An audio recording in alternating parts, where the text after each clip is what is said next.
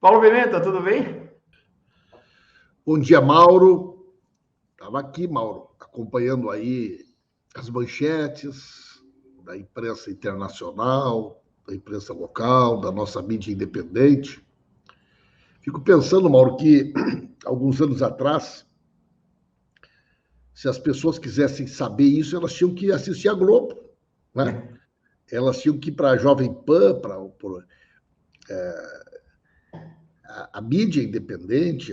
Claro que as tecnologias nos oportunizaram isso, mas elas cumprem um papel hoje extraordinário, né, Mauro? Tu vê que essa gurizada mais nova nem olha mais TV aberta.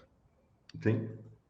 E aí, quando o Rovai me chamou e propôs de fazer o Fórum Café, eu pensei para ele, falei, olha, eu tenho uma recordação de quando eu era criança, de ouvir numa rádio, gente, a Jovem Pan teve um tempo que ela não era de extrema direita, não, era uma rádio razoável.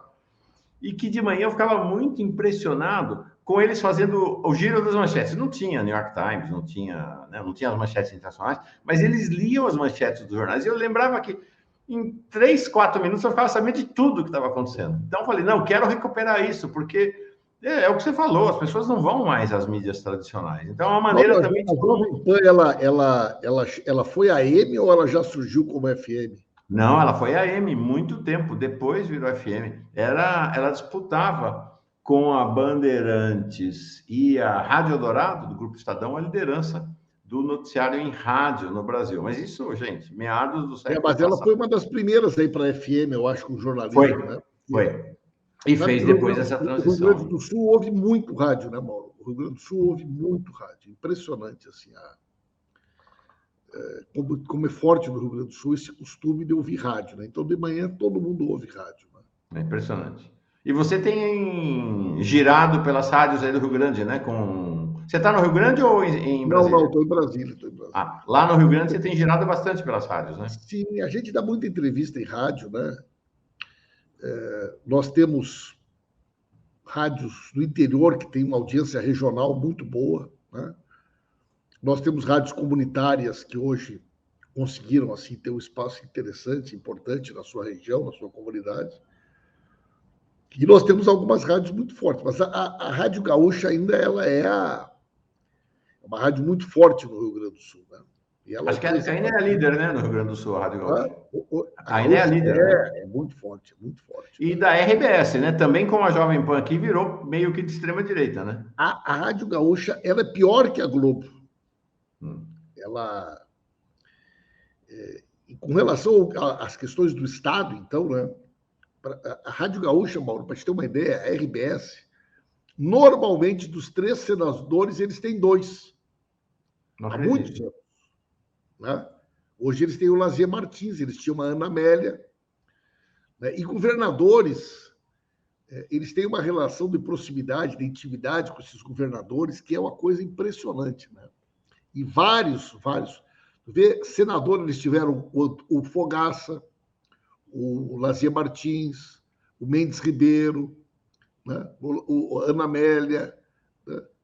Depois a Ieda Cruz, governadora, o Fogaça, prefeito de Porto Alegre. Tudo isso é gente que vem de dentro da RBS. É muito forte ainda a RBS. E depois do golpe, eles se foram total para a direita. Né? Sim, totalmente. Deixa eu registrar o Daniel Miadi, lá do Japão, ele não falta. Todo dia está aqui mandando o apoio dele. Daniel, muito bem chegado. Outra que não falta aqui nenhum dia, a Júnia Lage de Coguerra. Eu digo para ela, Júnia Lage de Copaz. Pimenta, que esperança foi Lula em Belo Horizonte. Vamos falar, realmente Lula soberano em Minas Gerais. Mas antes, Paulo, de entrar nos assuntos da conjuntura nacional, eu vi no seu Twitter ontem que você foi nomeado pelo PT, né, ao lado do Enio Verri e do Rui Falcão, para serem os representantes do partido na comissão mista do orçamento, que vai debater e aprovar o orçamento e a lei de diretrizes orçamentárias para 2023. Qual é a importância dessa comissão e da nomeação de vocês, Paulo? Olha, ficou um time bom, Mauro. Ficou o Fabiano Contarato, pelo Senado. Né? Vai ser o PT tem uma vaga do Senado, vai ser o Fabiano Contarato. E temos 3 vagas na Câmara. O deputado Rui Falcão, que foi presidente nacional do partido, né? O Eno Verri, que é nosso líder, foi nosso líder, é economista, e eu sou o terceiro nome, então, indicado pelo PT. Eu fui presidente da Comissão de Orçamento, Mauro, na época do nosso governo. Ela é uma comissão mista, uma Câmara da Câmara e Senado, e hoje ela é uma comissão chave, né?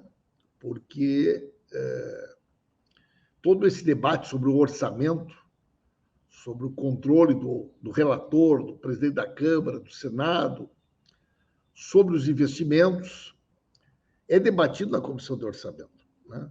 O orçamento secreto foi criado nessa comissão, não? Mauro, essa comissão, na realidade, ela é aprovada no Congresso, né? Tá. E, na realidade, ele foi se aperfeiçoando, né? Essa forma de execução orçamentária, ela foi se aperfeiçoando, né? E ela é diretamente proporcional, Mauro, à necessidade, à dependência que o governo tem do Congresso, né? O relator do orçamento, os relatores setoriais, sempre tiveram condições de influenciar diretamente na aplicação de um recurso importante do orçamento. Hoje, isso ganhou a proporção que ganhou porque o Bolsonaro vive o pavor permanente, né, de ser caçado, de ser preso. Então, ele simplesmente terceirizou a gestão do dia a dia. O Bolsonaro, Mauro, se tu pegar a agenda do Bolsonaro, tu não vai ver uma agenda com o ministro, tu não vai ver, tem uma agenda com o governador, com o prefeito, para debater uma ação, um programa. Então, essa questão do dia a dia, por incrível que pareça, ela acabou sendo terceirizada para o Congresso. Então, o prefeito, o governador, que antes ele via no Ministério para discutir o investimento, hoje ele vai no presidente da Câmara, ele vai no presidente do Senado. Até porque os ministros não têm nenhuma autonomia. Tu não consegue chegar num ministério, vamos lá debater o recurso para a transposição do São Francisco. Os governadores do Nordeste, eles vão perder tempo se eles forem lá no governo. O ministro não tem nenhuma autoridade. Então, eles encurtam o caminho. Eles vêm no presidente da Câmara, vêm no presidente do Senado, debate diretamente com os parlamentares, né? Então, na realidade, o orçamento secreto ele é a falência da capacidade de gestão do governo Bolsonaro, né? Muito mais do que qualquer outra coisa. No sábado, enquanto vocês estavam lá no lançamento da candidatura da chapa Lula-Alckmin, eu estava na redação e fiz uma reportagem muito interessante mostrando que uma consultoria internacional diz que os investidores estrangeiros têm horror ao Brasil hoje por 2 motivos. Porque o governo Bolsonaro destruiu a economia, mas um segundo motivo é o orçamento secreto. Os investidores internacionais dizem o seguinte: esse orçamento secreto desestruturou uma administração minimamente racional do Estado, dos investimentos do Estado brasileiro, que eles dizem o seguinte: não tem isso em lugar nenhum do planeta. Não existe isso no mundo, né, Paulo? Eu dei como manchete agora, o presidente da Câmara, o Arthur Lira, reservou para ele 350 milhões de verba do orçamento secreto para ele investir na base eleitoral dele em Alagoas. Mas, Mauro, é mais complexo que isso, Mauro. É mais complexo do que isso. Na realidade, esse recurso não é um recurso que vai só para a base dele. Ele faz a gestão do Estado. Tu entende? Provavelmente, uma grande ação... Estou dando um exemplo da transposição do São Francisco, que os governadores não conseguem debater e discutir, eles resolvem direto no Congresso. Entendi. Eles resolvem direto no Congresso. Os reitores das universidades querem buscar um reforço do orçamento das universidades. Se eles forem lá no MEC, eles vão perder tempo. O cara não tem autonomia, não tem dotação. Então, ele faz um caminho direto no Congresso. E é o Congresso, com os reitores, que manda para o Ministério da Educação o que ele vai fazer. Ou seja, o Poder Executivo usurpou, vamos dizer assim, parte das funções do Poder Executivo. O Poder Legislativo brasileiro hoje é o Poder Legislativo barra Executivo. Porque ele abriu mão disso, né? Na relação que ele estabeleceu com o Centrão, na relação que ele estabeleceu com esses partidos, ele abdicou, ele abriu mão dessa gestão. Então, os ministros são pessoas muito fracas, sem autonomia, né? É como se, vamos pegar um exemplo, o Ciro Gomes fosse uma espécie de gerente geral da aplicação do orçamento dos ministérios. Aí ele vai mandar lá para o cara da agricultura, ó, esse mês tu vai comprar 50 tratores, mas não é ele que decide onde é que vai ser comprado os tratores. Ele só compra, né? Então, não, é muito mais do que simplesmente pegar ou botar dinheiro na sua base eleitoral. É a gestão do Estado brasileiro. É uma gestão do Estado. Vocês vão desmontar isso ano que vem? Oi? A ideia é desmontar isso ou não? Qual é a ideia? Ainda bem, o presidente Lula, é evidente que nós não podemos aceitar, porque o que isso causa, Mauro? Então, vamos pegar, já que tu entrou nesse assunto. Nós conseguimos, nos nossos governos, estabelecer um nível de, eu vou chamar uma palavra que eu não gosto muito, mas de profissionalismo. A Glória corrigindo, Ciro Nogueira, não Ciro Gomes, ato falho. Do Paulo. De republicanismo, né? Então, por exemplo, vamos pegar lá no Ministério da Educação. Sim. Você tem um sistema chamado PAR. Aí, no censo escolar, o município de Catanduva do Sul, vamos botar assim, ele tem 400 alunos. Está lá no censo, certo? Aí ele tem 200 alunos que são da área rural. Ok, está lá no censo. 100 alunos da área rural são transportados para uma escola núcleo. Então, ele precisa o quê? Aí ele precisa de 3 ônibus escolares. É uma questão racional. Está no censo. Aí, esses ônibus escolares foram comprados em 2015. Então, a frota precisa ser renovada a cada tantos anos. Então, o próprio sistema vai dizer, 2022, Catanduva precisa renovar o ônibus da frota. Compreendeu? Uhum. Quer dizer, corre o risco de hoje 4 deputados chegarem e indicarem recursos para comprar ônibus em Catanduva. Então, o município da Limpou ganhou 5 ônibus, quando na realidade ele precisa de 1 ou de 2. E o município do lado, porque não tem força política, não tem relação política com ninguém, não vai receber nenhum. Esse que é o problema da desorganização, da estrutura. Então, tu chega numa cidade que recebeu 3 retos cavadeira. Aí tem uma cidade do lado que não recebeu nenhuma. E a cidade do lado tem uma quantidade de estradas no interior muito maior do que a primeira. Porque eles destruíram, mal, eles tiraram todos os mecanismos de gestão que são baseados, né, em informações que efetivamente devem orientar a distribuição do recurso público. E hoje a distribuição do recurso público ela é distribuída única e exclusivamente em função da relação política, né? Então nós precisamos desmontar essa lógica. Nós precisamos recuperar uma capacidade de gestão do Estado. Por que a gente fala do Estado brasileiro? Porque o Estado é uma coisa maior do que o governo, né? Quer dizer, o governo muda a cada 4 anos, mas o Estado brasileiro não. Então, o orçamento tem que ser uma política de Estado. Os investimentos em infraestrutura do país são políticas de Estado, não políticas de governo. Então, isso é o grande problema, né, dessa concepção, isso é o grande estrago que o governo Bolsonaro e essa gestão do orçamento fizeram, né, com o nosso país. Ô, Paulo, é impressionante porque, de fato, foi uma conquista, uma construção, inclusive, da redemocratização do país. Eu acompanhei isso. Em 86, fui cobrir a Constituinte. A partir da Constituinte, houve um processo de estruturação do Estado brasileiro. O golpe e agora Bolsonaro foram demolindo o Estado brasileiro. É isso que aconteceu. Pega, por exemplo, Mauro, o Fundeb, o Fundef, a transferência de recursos do SUS. são todos baseados em indicadores de renda, de população, né? Quer dizer, não são critérios aleatórios. Quanto que cada município recebe do Fundeb, recebe do Fundef, dependia do número de alunos que tem, da série que está.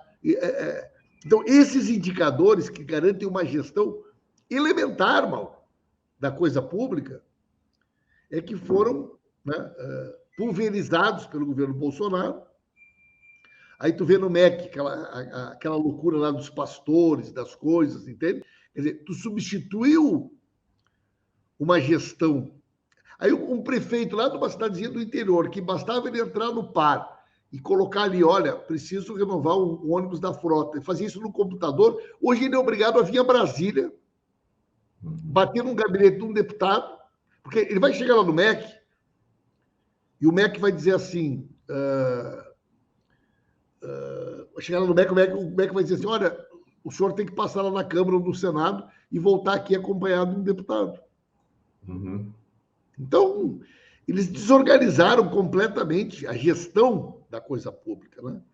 Isso, evidentemente, tem que ser tudo revisto, né, Mauro? Em termos de parâmetros, de prioridades. Oi. Mudando de assunto, mas continuando a falar do Estado brasileiro, o destaque hoje aqui do Fórum Café, essa descoberta verdadeiramente estarrecedora de que, através de uma canetada, de uma assinatura do Bolsonaro, do ano passado, ele, numa ação absolutamente ilegal, acabou, na prática, o teto de gastos, né? Ninguém pode receber um salário maior do que os ministros do Supremo. E essa cúpula militar toda, que infesta o governo brasileiro, recebeu 350 mil reais. Não é que eles receberam 350 mil reais de salário, eles receberam 350 mil reais a mais de remuneração do Estado brasileiro, a começar de toda essa cúpula militar que está lá enquistada, que está lá dentro do Palácio do Planalto. Todos foram favorecidos. Eles venderam as eleições brasileiras para o Bolsonaro por 350 mil reais, Paulo. Como é que isso é possível? Isso nós denunciamos muito na época, Mauro. Isso aí tem um parecer da Advocacia Geral da União, do meu ponto de vista, totalmente ilegal. Aí, Mauro, tem um problema, porque, infelizmente, no Brasil, o Poder Judiciário e o Ministério Público, nestas questões que dizem respeito a teto salarial, são extremamente condescendentes. Por quê?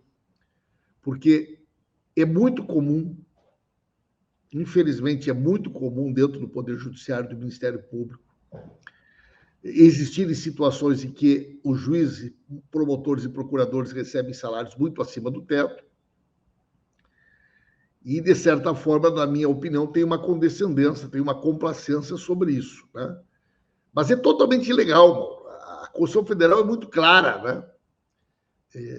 E eles alteraram a seguinte interpretação. O que acontece, né? A Constituição Federal diz que ninguém pode receber mais do que o ministro do STF, que hoje seria em torno de 39 mil reais. Aí, eles fizeram uma interpretação que tu não pode ter isso de uma fonte, se fosse de uma matrícula. Então, o general que foi para a reserva, ele recebe lá 30 mil reais da reserva. Se ele assumisse uma função no governo, ele só poderia receber mais 9. Ele poderia chegar até o teto de 39. Eles criaram um mecanismo que tu pode, em cada contra-cheque, tu pode alcançar o teto. Compreende? Sim. Então, 39 mais 39 mais 39. Perfeito. Então, aí tu tem o quê? Tu tem os teus 30 da tua aposentadoria, aí tu assume um salário lá de ministro que é mais 30, tu vai para 60. Antigamente tinha o abate-teto, não deixava pagar mais do que isso. Aí, Mauro, tem uma outra coisa que eles ganham muito dinheiro, que tu vai ver aí que não são só os militares, mas boa parte desses ministros e pessoas, inclusive parlamentares, que são os conselhos das estatais. Que você tem jetons milionários. Aí, né, tem bônus de função, Esses dias tinha uma reportagem sobre isso, né, Mauro? Dos generais aí que recebem mais de 100 mil reais por mês, né? Do meu ponto de vista, isso é totalmente ilegal, né? Agora, vou repetir, infelizmente, nós temos uma briga antiga. Eu e o Vadir, Mauro, deputado Vadir teve aqui ontem.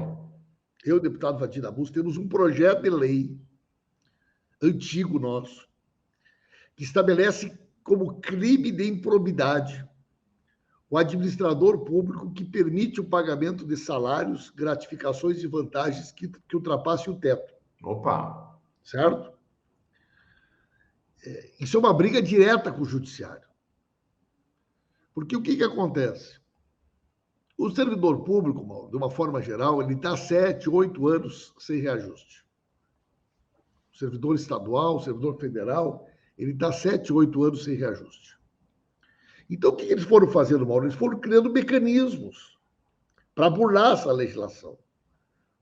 O auxílio moradia, né, que era para ser uma verba indenizatória, acabou virando uma verba complementar de salário, né? O auxílio isso, o auxílio plano de saúde. Dali um pouco, então, tu vai ver que tem uma verba para pagar o plano de saúde do juiz e do promotor, tem uma verba para pagar o moradia. E, mais recentemente, eles criaram uma espécie de uma remuneração para quem está substituindo, né? Então, por exemplo, tu é juiz da comarca de Catanduvas do Sul, mas do lado, a 100 quilômetros da tua cidade, não está faltando um juiz da comarca, então tu é designado também como substituto. Então, tu recebe 30 mil como juiz da tua comarca, e eles criaram lá um tal de 15 mil como juiz substituto, entendeu? Aí esse cara hoje está acima do teto. Mas eles dizem que isso não é salário. Isso é uma verba indenizatória, porque tu está acumulando função. Aí cria um bônus. O juiz tem que julgar tantos processos por mês, mas se ele julgar mais do que isso, ele vai receber um bônus de incentivo à remuneração. Então, eles foram criando um conjunto de mecanismos. E a hora que eles tiverem que mexer para valer essa questão dos militares, e tem que ser mexido, eles precisam mexer também nesses outros mecanismos, viu, Mauro? Envolve acúmulo de pensões, de aposentadorias e assim por diante. Né? É mais uma vez, né? Voltamos ao mesmo tema. A apropriação do Estado brasileiro por uma camarilha que é ali menos de 1% da população. No caso... Esses não são atingidos pela reforma da Previdência, não são atingidos pela reforma, né, administrativa. Né? Há um pacto, né, silencioso entre essas grandes corporações, que boa parte delas está até o pescoço envolvida no esquema do golpe, né? Que, de certa forma, se protege. Mauro, eu já falei contigo sobre isso. Para mim, o exemplo mais claro dessa apropriação do Estado brasileiro por essas corporações é a história do acúmulo das pensões das pensionistas, né? Dos militares e boa parte do Poder Judiciário e também do Poder Legislativo de alguns estados, tribunais de contas, né, Mauro? Não sei se tu lembra quando eu expliquei como é que funciona, Mauro, né? Lembro. E que a Constituição de 88... Quem não ouviu essa expressão, presta atenção. Ela restringiu bastante, né, o acesso a esses privilégios, esses mecanismos. Mas ela manteve o seguinte: quem entrou no serviço público até 88, que a grande maioria desses generais, altos cargos das Forças Armadas, do Poder Judiciário, manteve todos os privilégios, né? E, inclusive, é muito comum, Mauro, muito comum, casos em que juízes, desembargadores adotaram filhas, sobrinhas. O cara com 90 e poucos anos casou com uma sobrinha de 19, 20. Tem vários casos disso, Mauro.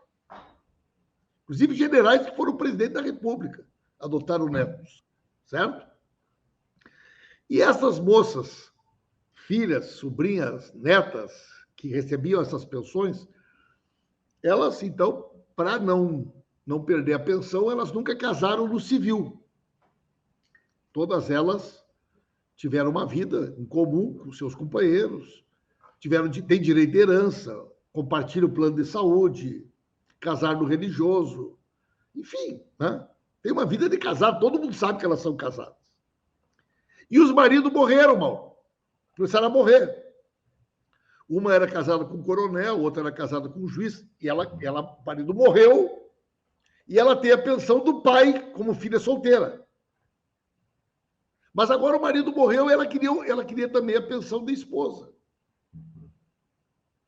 Mas como é que ela vai receber a pensão da esposa se ela é solteira? Né? Então, teve um debate relativamente recente no Poder Judiciário, aonde eles entenderam que ela, sim, tem direito de receber a pensão do pai, porque ela é solteira, mas ela tem também direito de receber a pensão do marido, porque ela viveu uma vida de casada. E permitiu que ela receba as duas pensões. Loucura. Então, hoje, elas recebem duas pensões, que com certeza extrapolam o teto. São milhares de casos. Quando tu vê aqueles atos do Bolsonaro ali, aparece no Rio de Janeiro, no Rio de Janeiro tem muitos, né, casos. Aquelas senhoras mais idosas, de verde e amarelo, cheio de faixa. Pode apostar, Mauro. De cada 10, 11 tem pensão. Pode apostar. E ali, normalmente, tu vai encontrar esses casos. Isso sim não existe em nenhum lugar do mundo. Isso sim não existe em nenhum lugar do mundo. Quer dizer, a filha solteira casada, que recebe duas pensões. Uma pensão do pai, porque ela é solteira, e uma pensão do ex-marido, porque ela é casada. E a única solteira casada foi uma invenção. Isso é a cumplicidade do Poder Judiciário com as Forças Armadas, com a alta elite do funcionalismo público, que saqueia os cofres públicos. E eu, há muitos anos, bato. Tem outra coisa muito, muito séria acontecendo, Mauro, que eu vou te explicar depois, outra hora, se tu quiser. Vamos. Não sei se dá tempo agora, mas Quarta-feira. é muito sério. Podemos. Guarda esse assunto. Dá o lead para nós, Paulo. É o seguinte, Mauro. Está havendo uma ocupação enorme das vagas das universidades públicas previstas para cotistas de escolas públicas e de baixo poder aquisitivo pelos alunos que vêm das escolas militares. Não sabia, Paulo. Mas essa... Mauro, isso é um negócio gravíssimo, Mauro. O aluno que vem da escola militar, ele não faz, no 70%, 80% dos casos, não passa por processo seletivo. Tem escolas militares que 90% não fez processo seletivo, como o caso de Brasília. Inclusive, filho da Carla Zambelli, né? Filho do Bolsonaro, sobrinho, não sei o quê, certo? Bom, eles criaram uma interpretação que o aluno do colégio militar é cotista, Mauro. Não acredito.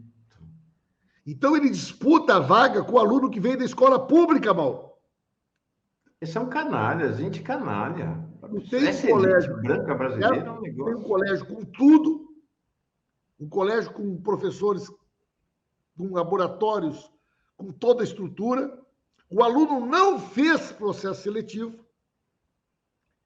Tu imagina esse aluno disputando a vaga hoje na UNB, na Universidade Federal do Rio Grande do Sul, como cotista com um aluno que vem da escola pública, muitas vezes desestruturada.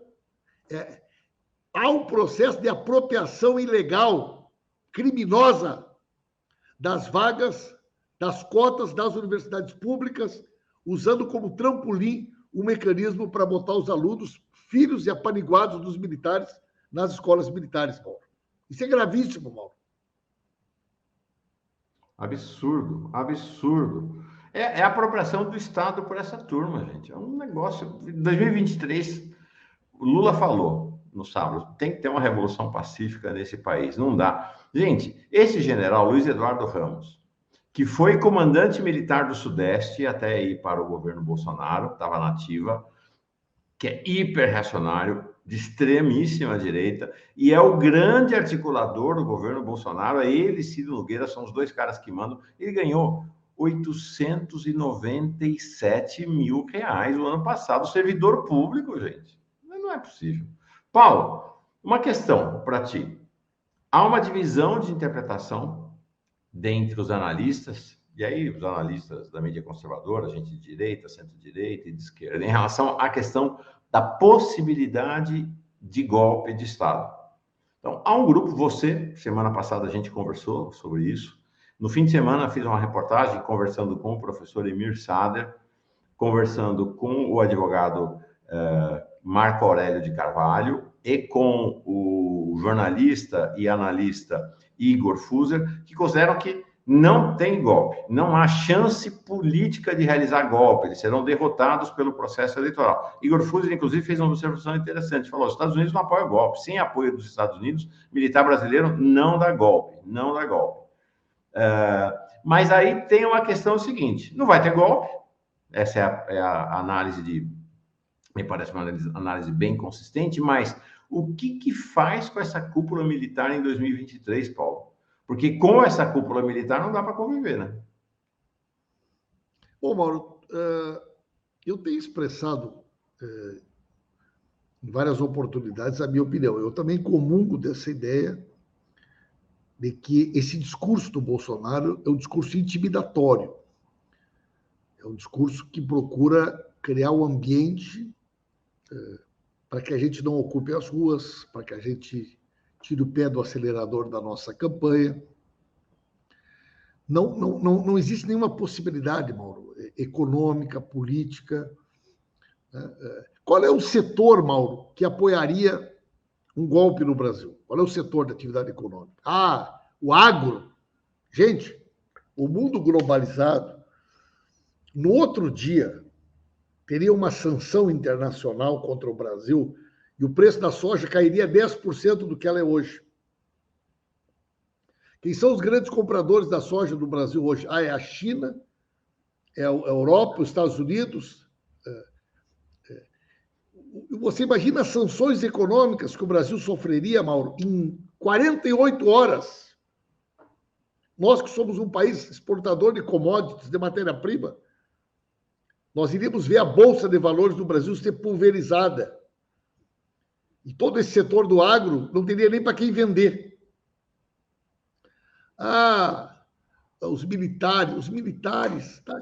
Tirando esses militares que têm cargo, que têm privilégios, por que razão os militares apoiariam o golpe no Brasil? Tem um programa de desenvolvimento, tem uma plataforma como os militares de 64 tinham, nem isso eles têm, irmão. Vão apoiar o golpe porque senão os filhos do Bolsonaro vão ser presos. Vamos apoiar o golpe para Michele não ir morar lá com a Flor de Lis em Bom Sucesso. Vou apoiar o golpe para o Queiroz não ser investigado. O que é isso, gente? Qual é o setor da economia? Quem é o setor da mídia? Qual é o país do mundo que daria suporte para o Brasil? Respaldo para o Brasil? Então não existe, certo? Do ponto de vista objetivo. O que tem, né, é uma pataquada, uma tentativa permanente de intimidação. No momento correto, no momento adequado, e eu acho que tem coisas que têm que ser feitas, mas que não precisam ser anunciadas. As medidas adequadas que precisam ser tomadas terão que ser tomadas. Esse negócio que o Lula falou, que o Bolsonaro tem medo de ser preso, que os filhos do Bolsonaro têm medo de ser preso, isso é uma coisa real. Eles vivem esse pavor, porque sabem tudo o que fizeram. E sabem que a hora que perderem o poder da caneta, não tem Cristo que impeça que esse monte de inquérito e investigação possam avançar, né? Agora, Mauro, olha que curioso isso. Ontem eu estava numa live, rapaz, eles estavam doidos contra mim, né? Rapaz, eu geralmente eu tô ao vivo aqui, eu fico bloqueando eles, né? Quando eles começam a ficar muito doido. Mas eu me prestei ontem. Eu digo, fulano de tal aqui. Eu abria no Facebook, Mauro, para olhar quem era a pessoa. Um seguidor. Nenhum seguidor. Nenhum comentário. Eu não sei exatamente como é que funcionam esses mecanismos de inteligência artificial, de robôs, Mas, Mauro, eu posso te garantir que mais de 70% dessa movimentação que eles fazem nas redes sociais são feitas através de inteligência artificial, de robôs, de tecnologias. Cria uma... Agora, por que eles fazem isso? Eles querem me intimidar para que eu pare de fazer a live. Claro. Né? Comecei a atacar, tem muita gente, porra, eu não vou mais... Cada vez que eu entro no ar aqui, esses caras vêm aqui, me ofendem, me agridem, me ameaçam. Eu não vou mais fazê-lo. É a mesma coisa com a rua, Mauro. Por isso que nós não podemos aceitar nenhum tipo de intimidação, nenhum tipo de ameaça que nos leve a fazer, né, o que eles querem. O Lula vai para o Rio Grande do Sul, Mauro. Nós vamos fazer ato de rua no Rio Grande do Sul com o Lula. Certo? Nós vamos fazer atos de rua no Rio Grande do Sul com o Lula. E a partir do Rio Grande do Sul, nós temos que voltar a ocupar as ruas. Ter os cuidados, garantir a segurança, mas nós não podemos aceitar que eles tentem nos tirar da rua, nos constranger, nos intimidar, como se nós não tivéssemos direito de fazer campanha e circular livremente em qualquer lugar do Brasil. Nós não podemos aceitar o que eles estão tentando fazer, Mauro. Maravilha, maravilha. Falamos desse tema aqui na semana passada e você tem reafirmado. Lula foi para as ruas e não sairá. A Margarete pediu para fazer um corte na sua fala do Pimenta, para podermos enviar para muitos que sequer sabem sobre isso. Todas as questões que o Pimenta trouxe, né? Orçamento secreto, essa questão das pensões e também das vagas nas universidades públicas. Pimenta, deixa eu embarcar alguém aqui que tinha uma pergunta para você. Ele falou, pergunta para o Pimenta, mas você já respondeu. Quando é que o Lula vai para o sul do Brasil? Lá da Bahia, ele estava perguntando, David Barcelar, o coordenador nacional da Federação Única dos Petroleiros, a FUP. Tudo bem, David? Bom dia, David. Bom dia, Mauro. Bom dia, companheiro e deputado Paulo Pimenta. Bom dia a todos e todos, né, que estão aqui conosco no Fórum Café. Mas é verdade, Mauro, o companheiro e deputado Paulo Pimenta já acabou respondendo e feliz aqui porque o presidente Lula já disse, David, ele tem essa agenda em Santa Catarina, depois ele tem uns dias aí que ele vai tirar para compromissos pessoais, né? Vai se casar, né? Depois vai ter uma agenda Santa Catarina e Rio Grande do Sul, certo? Próxima agenda, depois de Minas Gerais, será em Santa Catarina e no Rio Grande do Sul. Eu espero ainda, no decorrer dessa semana, David, fechar aí com o pessoal da agenda do presidente Lula, os detalhes. Nós já reunimos, o Décio é o presidente do PT de Santa Catarina, já conversamos com as pessoas da agenda, já estamos desenhando uma proposta de agenda. Eu acredito que nos próximos dias a gente vai poder já anunciar aí, no detalhe, a programação, e com certeza o David vai estar lá, Mauro. O David é um grande parceiro nosso, né? A gente aprende muito com o David, com toda a turma dos petroleiros, tiveram uma presença forte no sábado, né, lá em São Paulo, e com certeza a gente quer que esse baiano aí esteja lá no Rio Grande do Sul. Vai pegar um friozinho lá, vamos dar uma testada aí desse baiano aí, vai pegar quanto mais demorar, mais frio vai estar, viu, Mauro? Pedir um casaco emprestado aí depois para usar. Deixa eu mostrar para vocês dois, ó, quentíssimo, acabou de sair, deixa eu botar na tela, acabou de sair pesquisa presencial Quest. Sabe qual é a grande novidade? Lula vai ganhar no primeiro turno. Lula vai ganhar no primeiro turno. Exatamente. Tá aqui, ó, acabou de sair a pesquisa Sem olhar, hein? Eu nem sabia, hein? Mas acabou de sair, ó, o Paulo já antecipou. Lula 46, E olha a estabilidade. Marcos Coimbra tem falado disso. A eleição não muda. Desde o ano passado não muda o processo eleitoral. Olha aqui, ó, Mauro. Soma 31 do Bolsonaro com 13 dos outros. 44. 44. Lula 46, Lula levou 46. no primeiro turno. Joga isso aí para votos válidos, o Lula passa de 50. Uhum. É isso que eu estou dizendo, David. Olha aqui, ó.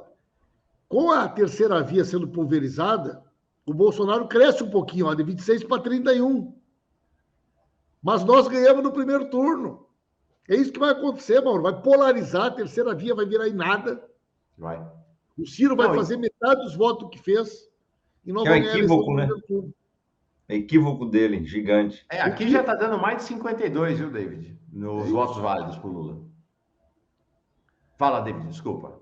É isso, eu concordando com o que o deputado Paulo Pimenta está colocando. Um grande equívoco, infelizmente, mais uma vez, né, do Ciro, que poderia ter tido um gesto nobre, por sinal, provocado, deputado, pelo deputado Paulo Ramos, que é do PDT. Lembro-me aqui de um ato ali em frente à Eletrobras, no Rio de Janeiro, onde o deputado colocou que ele é um dos, no PDT, que briga para que essa unidade ainda seja feita, para nós sacramentarmos essa eleição no primeiro turno.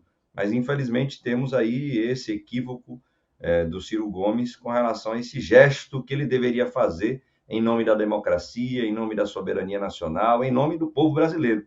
Mas, infelizmente, como é muito vaidoso, parece que isso não vai acontecer, infelizmente. Mas você sabe, o Marcos Coimbra tem dito, David e Paulo, o seguinte, para encerrar e liberar o Paulo, que assim, a decisão sobre o Ciro nessa altura do campeonato está menos na mão dele do que na mão dos eleitores dele. Daqueles 13 da chamada terceira via, metade, um pouquinho mais da metade, 8 é Ciro. E segundo as pesquisas, o Marcos Coimbra pondera, metade dos eleitores do Ciro, então dos 8, 4 pontos percentuais do eleitor do Ciro, dizem claramente que podem mudar de voto. Então, talvez, se a gente tiver essa migração do Ciro, a Gleisi está indo conversar com a Avante, né? Que é o partido do Janones, que tem lá 2%, 3%. Você vai juntando agora, como a gente diz aqui no interior de São Paulo, as quirelinhas, com isso praticamente garante. É claro que não é matemático, né, Paulo? Mas a chance de vitória no primeiro turno está aumentando, né? Com certeza. Muito bom. David, um abração, David. Tchau, Mauro. Paulo, querido, obrigado. Até quarta que vem. Brasília. Foi demais. Beleza.